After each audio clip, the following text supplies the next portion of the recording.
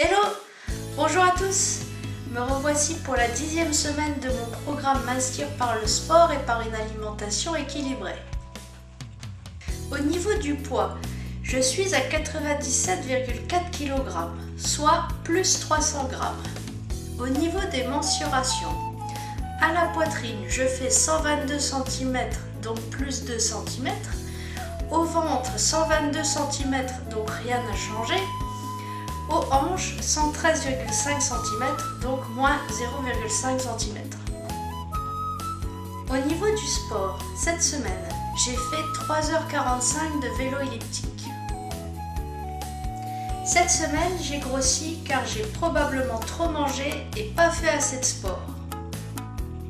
Comme vous le savez, j'ai changé mes habitudes alimentaires et je ne mange que lorsque j'ai faim. Ce qui est déjà vraiment un énorme changement pour moi.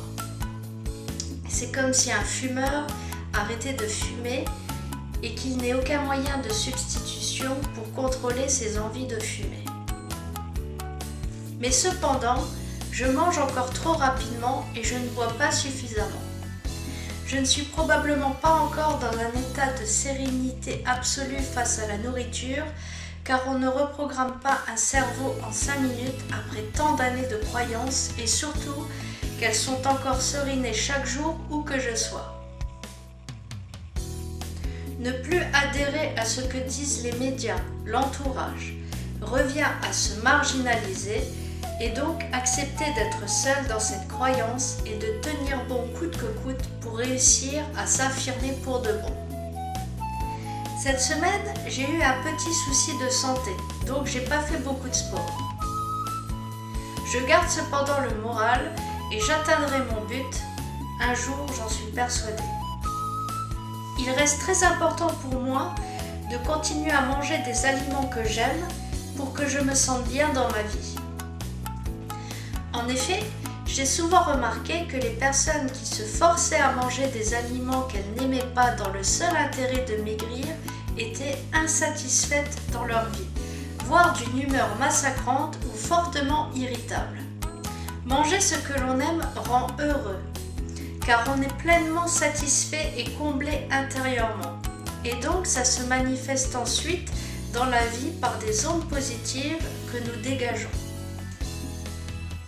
Je sais que je mincirai plus vite dès lors que je mangerai plus lentement, quel que soit l'aliment que j'ingurgiterai.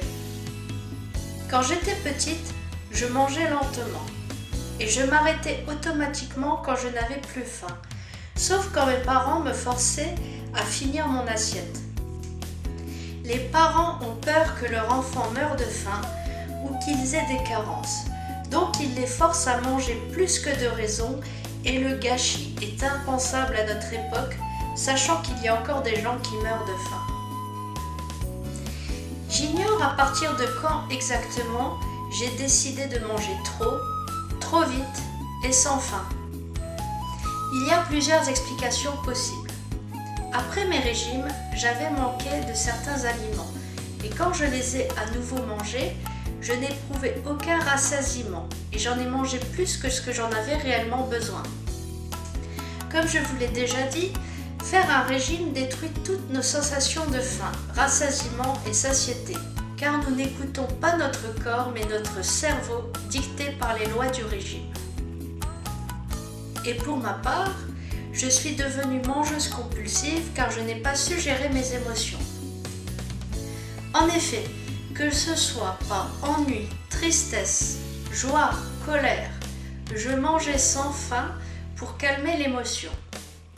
Bien sûr, cela ne résolvait aucunement mes problèmes, mais je me sentais apaisée immédiatement et donc j'éprouvais de la joie éphémère, certes, dans ma vie d'avant car je n'étais nullement heureuse.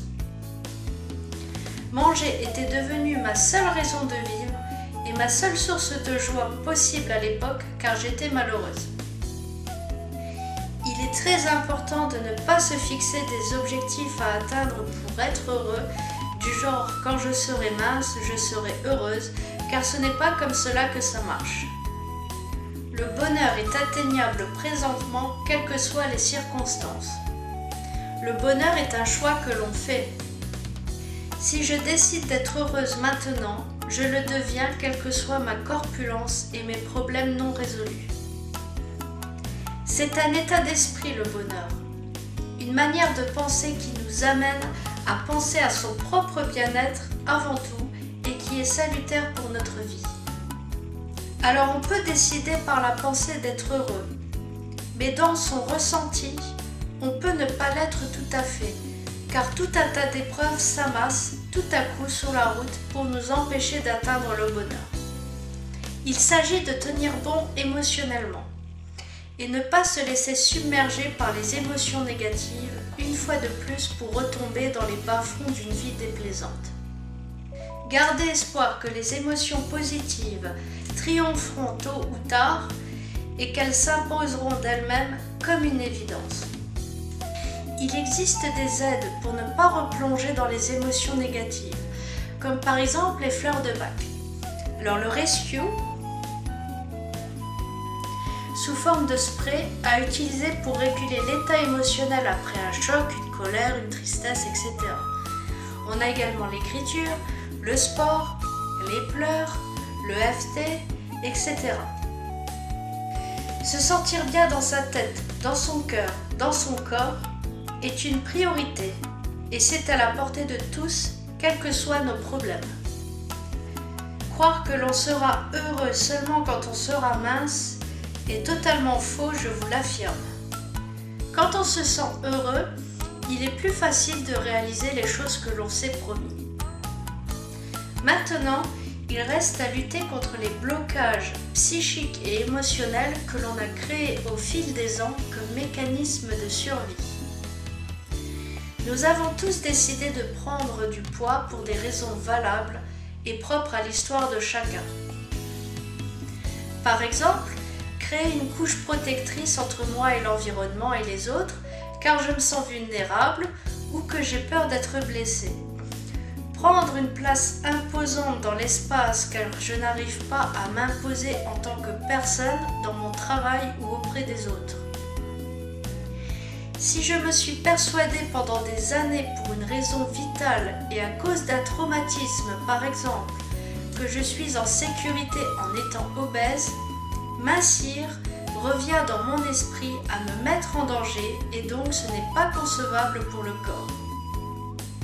Je dois donc reprogrammer mon esprit et mon ressenti pour ne plus avoir peur de mincir et accepter qu'il n'est pas dangereux pour moi de devenir mince. Le souci est que cette pensée est imprimée dans le corps et pour l'en déloger, il s'agit d'avoir des pensées positives sur le fait qu'être mince ne constitue pas une menace pour ma sécurité et surtout de ressentir la confiance et non plus la peur que nous soyons en danger en mincissant. Cela demande beaucoup d'attention de notre part.